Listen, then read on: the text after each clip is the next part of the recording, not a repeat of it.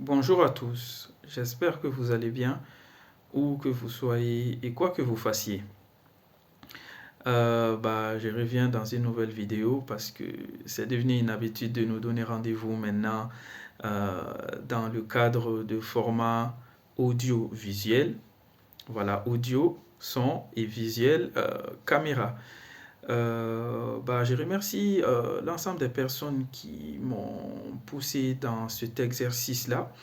J'avoue ne pas avoir été à l'aise au début, mais je commande à prendre goût à ces rendez-vous que nous nous donnons et que vous êtes de plus en plus à apprécier.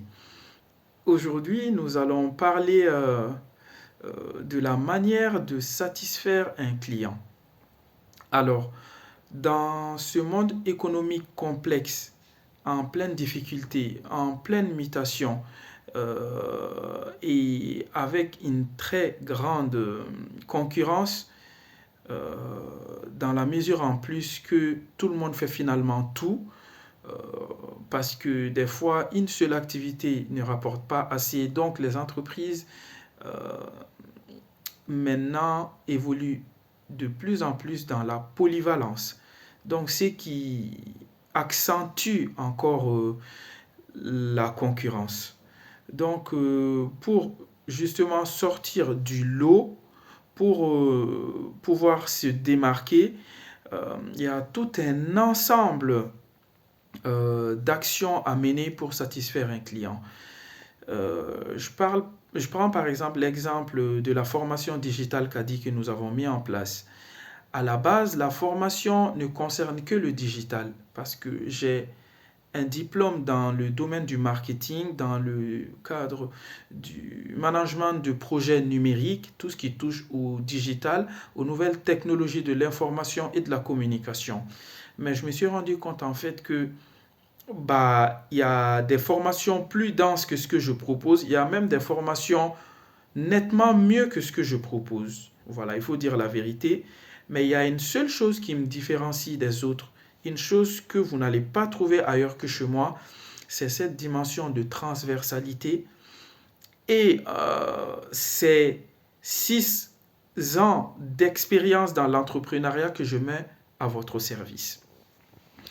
L'autre jour, community manager que je suis, euh, personne naturellement curieuse que j'ai toujours été, euh, donc, en tant que community manager, je me dois d'être tout le temps à l'affût de l'actualité, être tout le temps en veille informationnelle, être tout le temps dans une démarche d'approfondissement de ma culture générale.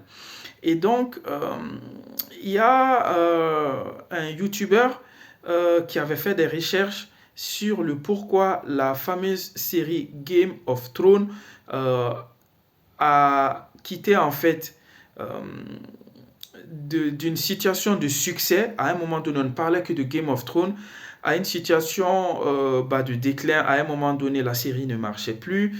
Donc, les réalisateurs et les scénaristes se sont empressés de faire une fin qui n'a pas satisfait tout le monde. Personnellement, je n'ai pas regardé la série 1, mais je sais que c'est une série qui a été fortement appréciée. Et lorsqu'elle est finie aussi, lors de la dernière saison et du dernier épisode, j'ai vu que les gens étaient restés sur leur faim. Et justement, il y a une sociologue qui s'est inspirée justement de cette série-là pour parler d'entrepreneuriat, pour parler de littérature et pour parler même euh, de comment un business quitte du succès au déclin en fait, du succès à une certaine dégringolade, que ce soit financière ou attractive. Et là, elle a dit que en fait, le succès de la série Game of Thrones résidait dans l'aspect sociologique des choses, dans cette narration sociologique. On sait tous que la sociologie, pour la définir avec des mots simples, c'est l'ensemble euh, de la psychologie de la masse, d'une communauté, d'une société ou d'un pays. Voilà, c'est l'ensemble, la somme des comportements et des us et coutumes et d'une psychologie collective appartenant à une communauté, un groupe d'individus, un pays.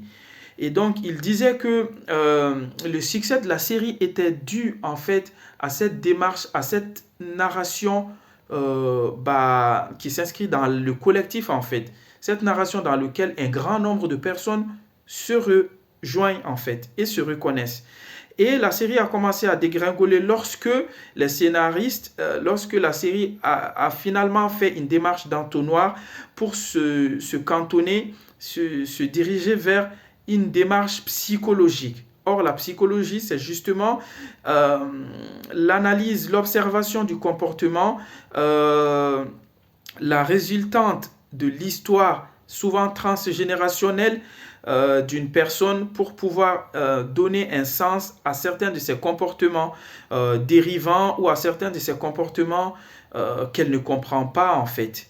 Donc finalement, ils ont quitté d'une démarche narrative liée à la masse à une démarche narrative liée aux individus et aux personnages. Ce qui a fini par causer en fait la dégringolade. Et cette sociologue, cette professionnelle de la sociologie, de l'étude des comportements humains, penche sur le fait qu'en fait, il fallait trouver un juste milieu entre la démarche, entre la narration liée à la globalité, narration sociologique, et la narration liée à la singularité, à l'évolution des personnages, leur histoire, comment ils en sont arrivés là et leur choix en fait. Et je me suis rendu compte que nous, inconsciemment, mais après avoir vu cette vidéo, ça m'a encore plus donné la conviction que chez Digital Caddy, finalement, nous sommes dans cette démarche sociologique et psychologique. Maintenant, est-ce que nous arrivons à faire la bonne combinaison entre les deux? Seuls nos participants pourront le dire.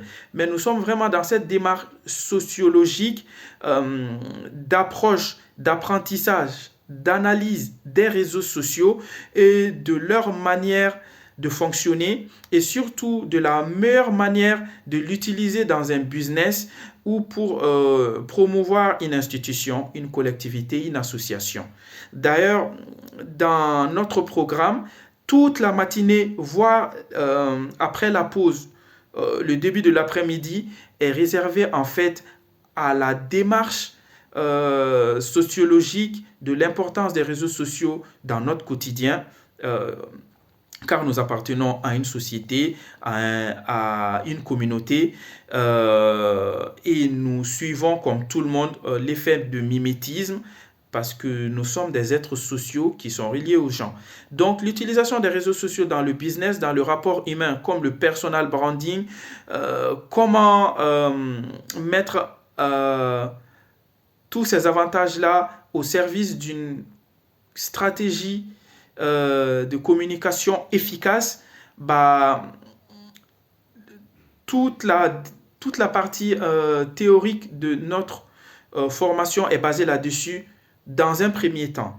Ensuite, à la fin du programme, dans l'après-midi, après la présentation du contenu, nous passons dans la démarche plus intime, plus individuelle, je dirais même plus psychologique, parce que nous accompagnons chaque porteur de projet, chaque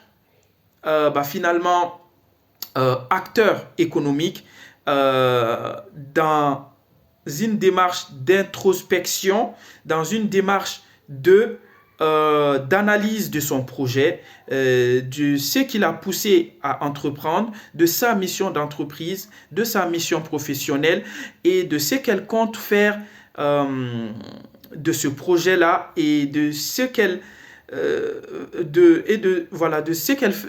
ce qu'elle veut faire de ce projet-là pour elle-même et pour l'ensemble en fait de la collectivité. Car nous créons des institutions pour servir la collectivité, créer de la valeur pour soi et pour les autres. Nous vous disons à très bientôt pour une prochaine vidéo. Restez à l'affût.